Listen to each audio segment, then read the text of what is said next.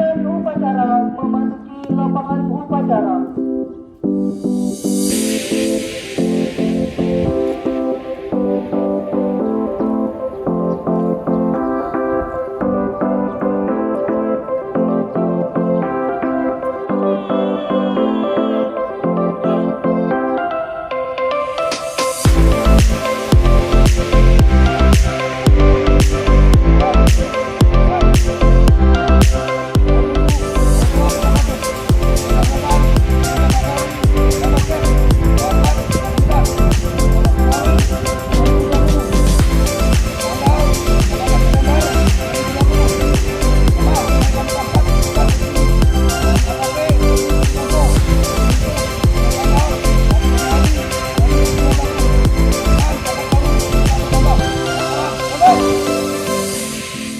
Dengan kenaikan pangkat setingkat lebih tinggi ini, tentunya rasa syukur harus dibarengi dengan peningkatan kinerja dan tanggung jawab dalam setiap pelaksanaan tugas.